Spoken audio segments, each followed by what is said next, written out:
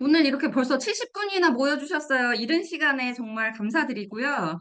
오늘 첫 번째로 제가 특강을 해보는데요. 우선은 어머님들 어디서 어떤 링크를 통해서 여기에 특강 신청해 주시고 와주셨는지 진짜 궁금해요. 이제 대부분은 저는 책이나 저 유튜브 또 인스타도 있고요. 저 블로그 운영하는 거, 그리고 저희 학원 재원생 어머님들도 지금 많이 참여해 주신 걸로 알고 있어요. 그리고 이제 카페도 운영하고 있고요. 어떤 경로로 와주셨는지 오늘 참여하신 분들한테는 아직 확인이 안 돼서 조금 궁금해요. 우선은 제 책 알고 오신 분들도 계실 것 같고, 책 못 보고 오신 분들도 계실 것 같은데, 이제 저는 순서만 바꿔도 대입까지 해결되는 초등영어 공부법, 이제 작년에 집필을 했고요. 이제 저랑 커뮤니케이션 그동안 1년 동안 해오셨던 분들은 책에 있는 QR 따라서 링크로 이제 카페에서 활동해 주시고 계시는 분들도 많으세요. 카페에서 제가 올려드린 공지 보시고 시청해 주셨던 어머님들도 계시고요. 혹은 제가 운영하는 학원, 동탄에 있는 학원이고요. 고슴도치 국어 영어 학원의 이제 재원생 어머님들도 오늘 참여 신청을 해주셨어요. 이거는 저희 학원 채널 톡이고요. 저희 학원 부원장님이시고요. 저희 학원은 영어만 하는 게 아니라 국어, 사회, 과학을 같이 하고 있어요. 제가 제 유튜브 보신 분들은 아시겠지만 초등이 영어만 해서는 영어의 그 실력의 한계가 오는 순간이 오거든요. 국어랑 사회랑 과학 접목시켜서 저희는 수업을 진행하고 있어요. 햇지에듀 유튜브 보고 오셨던 분들도 계실 것 같고, 이제 블로그도 운영하고 있어요. 블로그 팔로워가 지금 제가 5천 명 정도가 되는데, 그래서 블로그에 올리는 것도 많이 봐주시는 것 같고, 혹은 제가 인스타는 사실은 자주 피드를 올리는 편은 아니어서, 최근에 찬우맘이랑 같이 인스타 라이브 방송을 진행을 했었어요. 그래서 찬우맘 통해서 듣고 와주신 분들도 많은 걸로 알고 있어요. 제 소개를 이제 정식으로 드리면 저는 유니언이고요. 현재는 해치에듀라는 온라인 영어교육 법인 사업체를 운영하고 있습니다. 또 동탄 고슴도치 국어영어학원 원장을 같이 겸임을 하고 있어요. 학원으로 확장 오픈하기 전에는 동탄에서 이제 2019년부터 준비를 시작했고요. 2020년 초에 오픈을 했는데 이제 초등 영어 공부방을 한동안 운영을 했었어요. 2020년부터 2022년 중반까지 7월까지 운영을 했었고요. 그 이후로는 이제 학원생도 사실 공부방 할 때 집에서 할 수 있는 인원의 한계를 넘어서기도 했고, 그리고 2020년에 초등 3학년이었던 아이들이 들어와서 2022년에 이제 5학년이 될 때까지 다니고 있는 아이들이 많았어요. 근데 제가 말씀드렸다시피 영어만 해서는 결국 영어에도 한계가 오거든요. 근데 그때 딱 그런 상황을 맞이했었어요. 아이들이 너무 많기도 하고, 이제 여기서는 영어 과목만 하다 보니까 아이들이 국어 실력에 한계가 있어서 더 이상 영어가 올라가는데 한계가 좀 느껴지는 거예요. 그래서 제가 확장 오픈을 해서 이제 국어, 사회, 과학까지 같이 하는 학원으로 이제 준비를 했고요. 그러면 제가 이렇게 2019년, 2020년, 그리고 지금까지는 초등을 지도를 하고 있는데요. 그 이전에 저는 뭐를 했을까요? 대입 입시 지도를 하고 있었어요. 대입 입시 지도 학원에서 이제 부원장을 몇 년 동안 하고 있었고요. 그리고 이 친구들은 이제 제가 2017년에 가르쳤던 제자들이에요. 그래서 지금까지 아직 연락을 하는 친구들인데 이 친구는 얼마 전에 이제 방송국에서 다큐를 찍고 있다고 연락이 왔더라고요. 그래서 이 친구들은 이미 다 수능 받고 대학도 갔고 졸업도 했고 그리고 지금은 어엿한 사회인이 돼 있는 그런 친구들이에요. 저는 초등을 하기 전에 우선은 고등부터 시작을 했고요. 그러면 고등 입시 지도를 하던 제가 왜 초등으로 내려오게 됐느냐면은 고등을 계속 가르치다 보니까 아시잖아요. 어머님들 직접 수능을 보셨을 테니까. 고등 입시는 해마다 수능이 끝나면 제가 담당했던 고3만 한 해에 40명 정도씩이었거든요. 고3만요. 고1, 2도 있었는데 고3만 40명 정도를 한 해에 제가 이제 직접 지도를 했어요. 근데 이 40명이 모두 좋은 대학에 갈 수는 없겠죠. 그리고 저는 이제 영어를 가르쳤기 때문에 결국 고등에서는 영어만으로 대입에 성공하기는 힘들어요. 고등에서는 다른 과목도 다 같이 해줘야 되거든요. 그런데 이제 수능이 끝날 때마다 이 친구들이 입시에 실패할 해마다 제가 같이 울게 되는 일이 반복이 됐어요. 해마다 실패한 아이들, 물론 잘 된 아이들이랑은 축하를 했지만 그 일이 이제 해마다 반복이 되다 보니까 저도 조금 허무함을 느끼기도 하고 저는 근본적인 해결책을 찾는 거를 좀 좋아하는 편이어서 이거를 도대체 어떻게 해야 될까? 고등에서 이 시간이 턱없이 부족한 이 아이들이 끊임없이 양산이 돼서 올라오는데 이 아이들을 더 이상 양산하지 않으려면 어떻게 해야 될까에 대한 고민을 조금 오래 했던 것 같아요. 그래서 나중에는 아예 초등으로 가면 어떨까라는 생각까지 제가 하게 됐거든요. 그래서 제가 고등 입시에서 느꼈던 모든 노하우와 고등에서 필요한 그 영어에서 꼭 알아야 되는 것들이 있잖아요. 근데 그게 영어는 고등 문법이 중등 문법이랑 다르지 않아요. 초등 문법이 고등 문법이랑 다르지 않아요. 근데 그거를 미리 습득을 하고 오면 고등에서 할 일이 많이 줄어들어요. 근데 그 기초를 고등까지 닦지 못하고 끌고 오는 애들이 너무 많은 거예요. 진짜 어머님들이 생각하시는 것보다 훨씬 더 많은 고등학생들이 기초가 안 된 채로 고등학교에 오거든요. 그래서 지금 저는 초등을 가르치면서 한 5, 6학년에 제가 기초로 넣어주고 있는 그 문법들을 제가 10년 전에 고등학생들을 가르칠 때는 고2랑 했어요. 똑같은 거를. 근데 지금도 고2까지 제가 지금 초등학교 5학년이랑 하고 있는 기초 문법을 모르는 채로 고등에 오고 있는 아이들이 아주 많아요. 그래서 그거를 애초부터 제가 초등부터 지도하면 좋겠다라는 이제 결론에 이르렀고, 그러면 제가 지도했던 그 아이들처럼 울지 않을 수 있겠지. 걔네가 아무리 열심히 해도 시간의 한계를 극복하지 못하는 해마다 있는 그 일을 이제 조금은 적은 아이들이 겪을 수 있게 내가 만들어줄 수 있지 않을까? 이제 그 생각을 하고 이제 초등 시장으로 내려가기로 하고 제가 그래서 그전에는 초등 시장에 대해서 이해가 조금 부족했죠. 저는 입시를 하던 사람이니까. 그래서 초등에는 입시도 없고 경쟁도 없고 이제 그런 초등 시장을 생각을 하고 이제 초등 시장으로 오게 됐어요.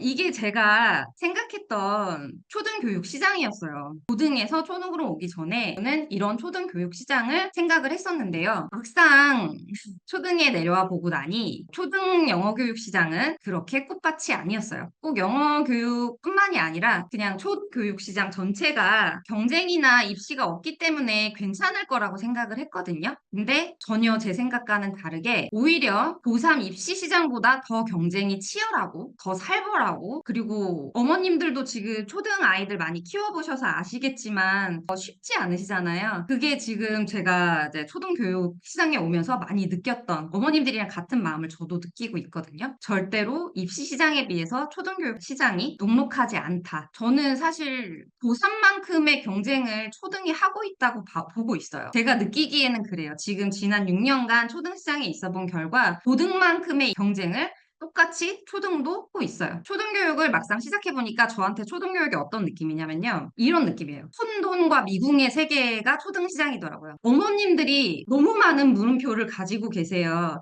입시에는 규칙이 있어요. 그리고 입시는 그 경쟁에 대한 룰이 정해져 있어요. 그래서 요 안에서 경쟁하면 되거든요. 그런데 초등시장은 룰이 없어요. 어머님들도 어디서 어디까지 해줘야 되는지도 모르겠고, 뭐 영어든 국어든 사회든 과학이든 또 수학도 마찬가지고, 너도 모르고 나도 모르고 뭘 어떻게 해야 되는지도 모르겠고, 어디를 향해서 가야 되는지도 사실 잘 모르겠고, 여기서 내가 하는 게 맞는 건지도 모르겠고, 옆집 애가 하는 거는 그럼 맞나? 그것도 잘 모르겠고, 그래서 들을 때마다 혹하시는 것 같아요. 누가 이렇게 한대. 그러면, 아, 그럼 우리 애도 이걸 해봐야 되나? 그리고 거기에도 혹했다가 아닌 것 같아. 근데 우리 애는 성향이 그거를 따라가기엔 좀 부족한 것 같아 라고 또 흔들렸다가 그래도 또 너무 안 시켰나? 이런 정신없는 상황 속에서 계신 게 저는 초등교육 시장이라고 생각을 하거든요. 그래서 어머님들이 요거를 한번 저랑 같이 생각해 보시면 좋을 것 같아요. 누가 현실을 인정하기가 더 쉬울까요? 초등일까요? 고등일까요? 어느 쪽이 내 아이를 더 객관적으로 바라볼 수 있을까요? 혹은 있는 그대로의 현실을 누가 더 잘 받아들일 수 있을까요? 요거는 어쩔 수 없어요. 이제 아이랑 같이 지낸 시간이 있기 때문에 고등일 수밖에 없습니다. 고등 어머님들은 현실을 많이 인정을 하시고 이제 아이에 대해서도 이해도가 좀 많이 높아지신 상황인데 그러면 이번에는 누가 더 많이 시도하고 노력할까요?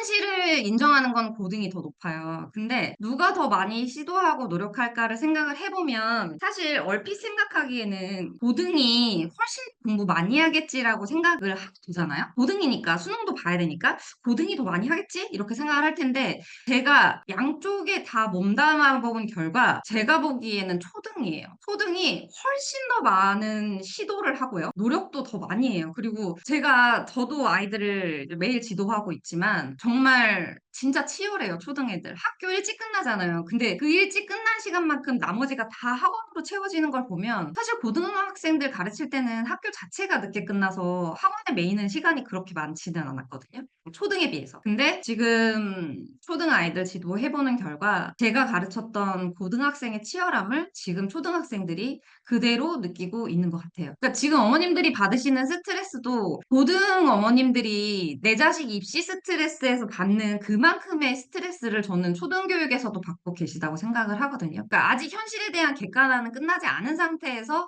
너무 많은 노력을 하다 보니까 이게 진짜 힘들 수밖에 없는 상황이에요. 나만 이렇게 고민하거나 나만 괴로워하고 있다고 생각 안 하셔도 되고요. 제가 그래도 2019년부터니까 얼마나 많은 초등 어머님들을 상담을 했겠어요. 그 전에는 입시 상담만 했었고요, 저는. 근데 그 이후로는 지금까지 이제 초등 어머님들 상담을 하고 있으니 어머님 마음이 아이 교육 이슈로 괴로운 거는 다른 어머님들도 모두 마찬가지니까 그거에 대해서 너무 괴로워하지 않으셔도 된다고 꼭 말씀을 드리고 싶었어요. 제가 느꼈던 고등 어머님들은 이런 상태세요. 세상에 대한 번뇌를 조금 많이 내려놓으신 상태거든요.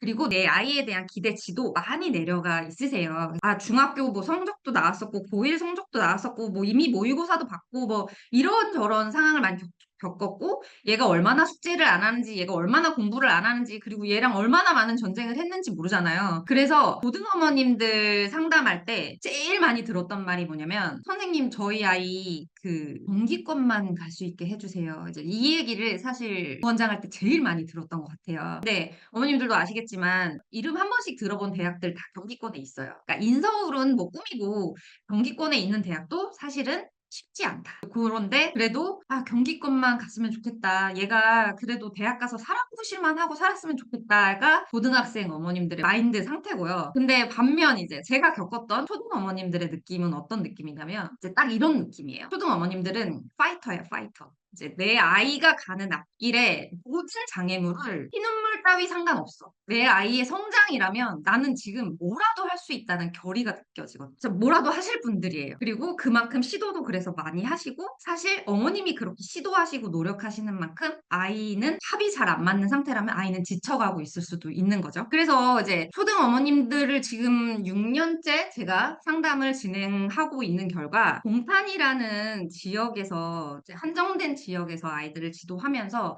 점점점 무슨 생각이 들었냐면 저한테 배우고 있는 이 소수의 아이들만 편하게 영어를 공부하고 왜냐면 저는 고등까지 갈 길을 내다보고 아이들을 지도를 하니까 초등에서 할 게 정해져 있거든요. 근데 급하게 하지 않아도 돼요. 천천히 해도 되고 저는 동탄에서 축제 안내주기로 유명한 학원을 운영하고 있어요. 그래서 애들이 아주 신나요. 대신 학원 와서 2시간을 진짜 빡빡하게 하고 가거든요. 왜냐면 전 숙제 내주기 싫어서 제 눈앞에서 공부시키는 걸 좋아해요. 제 눈앞에서 10분 하는 거랑 집에 가서 숙제한다고 40분 붙잡고 있는 거랑 난이도 그게 비둥비둥해요. 그러느니 저는 제 눈앞에서 그냥 10분을 더 시키고 보내거든요. 집에 가서 놀아. 근데 학원에서 막 집중 안 하고 열심히 안 해요. 그러면 이거 숙제 내준다 하거든요. 그러면 그때부터 집중력이 확 올라가요. 그래서 저는 숙제를 전혀 내주지 않고 대신 학원에 더 오래 붙잡아 놓고 이제 공부를 시켜요. 직접 지도할 수 있는 애들의 인원수는 한계가 있는데 조금 더 많은 아이들을 구원하고 싶다는 생각이 이제 조금씩 더 들기 시작했어요. 왜냐면 제가 아이들을 가르치면 가르칠수록 눈에 보이니까요. 아, 내 생각이 맞구나. 이 지도 방법이 맞으니 애들이 이렇게 내 생각대로 발전을 하는구나. 얘네는 고등 가면 내가 의도한 대로 고생하지 않고 학교를 다닐 수 있겠다. 수능도 잘 볼 수 있겠다. 영어도 완성하고 중학교에 갈 수 있겠다. 이제 그게 자꾸 눈에 보이니까 이 방법을 조금 더 많은 분들이 어떻게 실천하실 수 있는 방법이 없을까? 그리고 이제 제 친구들도 각 지역에서 막 서울에서도 전화 오고 막 저기 대구에서도 전화 오고 수원에서도 전화 오고 애들이 커가니까 고민이 너무 많이 된다는 전화를 직접적으로 이제 좀 많이 받게 됐어요. 근데 모두 다 달려가서 이제 제가 해결해 줄 수는 없으니까. 그래서 이제 제가 고민을 한 끝에 동푼 아이들뿐만 아니라 전국 아이들을 다 도와줄 수 있으려면 어떻게 해야 될까에 대해서 고민을 조금 많이 했고, 그리고 그 결론은 글 쓰는 거로 결론이 났어요. 그러니까 제가 처음 선택한 매체가 책이었어요. 제가 아는 거를 이제 다 나눠드리면 되겠다라고, 책이 다 담아서 나눠드리면 되겠다라고 이제 생각을 했어요. 왜냐면 저는 초등부터 고등까지 다 지도를 해봤으니까 제가 아는 모든 영어 교육의 노하우를 이 책에 다 담자. 그렇게 이제 마음을 먹고, 그래서 제 책 이름 아시겠지만 순서만 바꿔도 대입까지 해결되는 영어 공부법이거든요. 그러면 초등에서 어떻게 어떤 순서로 공부를 시작하면 아이가 고등까지 편하게 공부할 수 있어요에 대한 이제 노하우를 담은 책이고요. 진짜로요. 뭐 읽어보신 분들은 아시겠지만 저는 제가 담을 수 있는 모든 거를 제가 다 담았거든요. 책에다가. 제가 아는 노하우도 다 담았고요. 더 쓸 말이 없을 때까지 쓴 것 같아요. 초등교육이든 중등교육이든 고등교육이든 다 담고, 그것도 모자라서 이제 학원에서 쓰는 라이팅 워크북도 또 담고, 너무 어려운 거 갖다 넣으면 집에서 하기 힘들까 봐 기초 시제만 워크북 50개 갖다 넣고, 그걸로도 부족할 것 같아. 집에서 뭐 더 할 수 있는 거 없나? 그래서 또 이제 자료 또 카페에 올려놓고 큐도 넣고, 그래서 정말 제가 가진 지식이 이 책이라는 매체를 통해서 전국에 있는 어머님들을 도와드릴 수 있게, 그냥 이 책 한 권이 메신저가 돼서 각 가정으로 날아갔으면 하는 마음으로 책을 썼어요. 감사하게도 이제 그런 마음이 통한 건지, 제 책은 출간이 작년 2024년 2월 15일이었거든요. 출간 2주 만에 2쇄가 들어갔어요. 2,000부 찍었는데 2024년 2월 15일에 출간한 책이 2주 만에 2쇄가 들어갔고, 한 달 되기 전에 3쇄가 들어갔어요. 그래서 정말 많은 판매가 일어났고, 그리고 2024년 가정육아 분야 교보문고에서 상반기 베스트셀러까지 올라가게 됐어요. 지금 이 자리를 빌어서 제가 어머님들 책 미리 알아봐 주시고 읽어주셨던 분들에게 정말 감사하다는 말씀 전하고 싶어요. 해외에서 들어와서 활동하시는 분들한테는 간간히 감사 인사 올렸었는데, 오늘 이렇게 제가 특별히 만나 뵙는 건 처음이기 때문에 또 감사하다는 말씀 이제 꼭 드리고 싶어요. 제가 책이라는 매체를 선택을 했던 거는 저한테 가장 익숙한 매체이기 때문이거든요. 저는 어떻게 보이실지 모르겠지만 저는 이제 극아이예요. 그래가지고 혼자서 가만히 박혀서 책을 읽거나 혼자서 공부하거나 하는 거를 제일 좋아해요. 사람 많은데 가는 것도 사실 별로 안 좋아하고, 그래서 제가 선택한 매체가 그래서 책이었고, 남들도 책을 통해서 이제 많은 진리를 깨달을 수 있겠지라고 생각해서 책을 선택했던 것 같아요. 저는 이 책이 이렇게 잘 팔리는 걸 보고서, 또 많은 어머님들이 이제 이용해 주시는 걸 보고서, 이제 내 할 일이 끝났다. 나는 이제 내가 할 수 있는 모든 걸 이제 다 했다. 책에 더 이상 담을 수 없을 만큼 담았으니까. 그리고 이제 막 베스트셀러 되고 이러니까 저 이거 책 내자고 출판사에서 연락 여러 군데에서 막 왔었거든요. 그래서 사실은 시도도 했어요. 제가 두 번째 책 쓰려고 시도를 했는데 제가 없는 말을 못 지어내요. 근데 너무 진짜 다 갖다 담았나 봐요, 이 책에다. 더 이상 쓸 말이 없어가지고 저는 이 권을 쓰지 못하고 있거든요. 다 쓰면 원고 보내주세요라고 하는 데는 되게 많아요. 제 안에 남아있는 그 정보가 이 책에 다 담아서 담은 게 없어서, 제 느낌상 아마 한 10년 정도 더 지나면 이 책에 담은 것만큼의 엑기스를 다시 담을 수 있지 않을까? 지금은 약간 그런 느낌이에요. 책을 출판까지 끝냈으니까 저는 다시 이제 제 삶으로 조용히 동네 학원 원장으로 돌아가서 조용히 내 인생을 살아야겠다. 그런 상태가 됐어요. 이제 책 잘 팔렸으니까 이제 내 할 일, 지난 1년 동안 책 쓰고 막 너무 힘들었어. 이제 다 됐어. 이제 더 이상 안 해야지. 이제 조용히 살아야지. 그렇게 이제 애들이랑 이제 수업이나 해야지. 이렇게 했는데, 제가 이제 작년 2월 14일이죠. 2024년 2월 14일에 책 내고, 오늘이 2025년 5월 14일. 맞죠? 이거 15일 날 냈구나. 그래서 딱 1년 3개월 됐어요. 근데 저 진짜 온라인 특강 오늘 생전 처음이거든요. 특강 해달라고 요청도 사실은 좀 들어왔었는데 제가 부끄럽기도 하고, 그리고 좀 부담도 되고, 그래서 오늘이 처음이고요. 그래서 오늘이랑 금요일 이제 열심히 준비는 했는데, 또 저 이거 이번에 하고서 또 언제 할지 모르겠어요. 저 또 안 할 수도 있어요. 숨어서 또 어디 박혀가지고 해달라는 말 10번 들을 때까지 또 안 할 수도 있는데, 그래서 이렇게 저는 조용히 살고 싶었거든요. 그런데 끝나지지가 않았어요. 그렇게 넘어가지지가 않았어요. 무슨 일이 일어났냐면 책을 보시고 이제 전국에서 연락이 오기 시작했어요. 처음에는 제가 너무 얼떨떨하고 놀라서 저는 살아생전에 누구한테 이렇게 한번에 많은 집중을 막 이목이 집중된 적이 없어가지고 그런 인생을 꿈꾼 적도 없고 그래서 너무 부담스럽고 막 전화 계속 오고 막 진짜 거제도에서도 전화 왔고요. 서울의 방배에서 팀 차서 오신다는 어머님 계셨고요. 목동, 포항, 대구, 대전, 의정부 막 그런데 연락 진짜 전국에서 전화 오고 실제로 지방에서 기차를 태워서 아이랑 이제 상담을 오신 경우도 있어. 전화 상담은 말할 것도 없고 그리고 책 들고 학원으로 찾아오시는 분들도 많았어요. 책을 들고 학원을 오셔서 이제 직접 사인 받으시고 저랑 상담하시고 그렇게 가신 분들도 많았어요. 저희 학원 카페가 저희 학원생만 쓰는 카페였거든요. 제가 음원 같은 거 올려주고 너네 여기서 음원 공부해 막 이렇게 했던 그래서 40명이었어요. 저희 학원 인원이. 근데 이제 책을 내고서 2,200명이 됐어요. 학원 애들이 매일매일 학원 와서 선생님 몇 명 됐어요? 선생님 몇 명 됐어요? 작년에 그게 일이었어요. 맨날. 애들 학원 오면은 카페에 접속해가지고 이제 듣기 음원 들어야 돼서 카페 접속 맨날 하거든요. 그럼 애들이 신난 거예요. 그냥 계속 저는 얼떨떨한 상태였던 것 같아요. 이런 일이 하루가 다르게 글이 쌓여가고 뭐 분원, 지방 분원, 뭐 워크북 출판 안 해주냐, 온라인 강의 안 해주시냐, 뭐 온라인 사이트 없냐, 별의별 문의가 다 올라왔거든요. 그래서 저는 그냥 제 성격상 처음에는 그냥 멍하고 이게 뭔가 그 정신 차리는데도 조금 시간이 걸린 것 같아요. 근데 이 모든 약간 몇 달 동안 막 혼란스러운 이 바쁜 상황이 지나가고 나서 결국 이렇게 조금 잠잠해진 다음에 제가 느낀 게 뭐였냐면 이거였어요. 진심이랑 그분들의 절절함과 간절함이 이제 다가오기 시작한 거예요. 그냥 막 이렇게 막 속에서 정신이 없다가 이제 조용해지니까 이분들의 공통적인 진심과 한 분 한 분의 간절함이 느껴지기 시작했어요. 다시 한번 쓰자면 작년 2024년 2월 15일이었고 지금이 2025년 5월 14일인데 저는 그냥 동네 학원 원장이었고 책을 한 권은 냈을 뿐인데 저 지금 법인 대표거든요. 저는 이런 걸 꿈꾸고 여기까지 온 게 아니고요. 진짜 아까 말씀드렸던 것처럼 어떻게 도움을 주지? 이렇게 지금 내가 가르치는 얘네 지금 몇십 명은 내가 가르치는 이 방법으로 고등까지 이어지는 이 쉬운 영어를 하는데 나한테 안 배우는 다른 애들 얘네 걔네 그냥 냅두면 고등 가서 또 내가 가르쳤던 걔네처럼 고생할 것 같은데 그런 애들 더 안 만들 방법이 없을까? 이제 그거 고민하다가 책을 낸 거고 제가 책을 내기 시작하면서 법인 대표해야지 막 이렇게 온 게 아니에요. 그냥 처음에 그냥 도움을 뭐 무슨 매체로 드리지? 이렇게 시작을 한 건데 너무 많은 그 요청을 받다 보니까 지방 분원을 다 내고 다닐 수가 없잖아요. 그래서 도움은 드리고 싶었어요. 근데 이걸 어떻게 해야 될까? 어떻게 해야 될까? 1년 내내 고민을 했던 것 같아요. 그래서 고민하고 시도하고 또 이거 해볼까? 이렇게 해볼까? 이렇게 하면 도움이 될까? 저렇게 하면 도움이 될까? 정말 수많은 시도를 하다 보니 지금 제가 이만큼 달라져 있더라고요. 문득 정신 차려보니 저는 온라인 영어 교육 사업체를 오픈을 하고 그러면 이렇게 하면은 내가 여기서 가르치는 방법이랑 똑같이 집에서도 배울 수 있겠다. 그런 생각을 했던 것 같아요.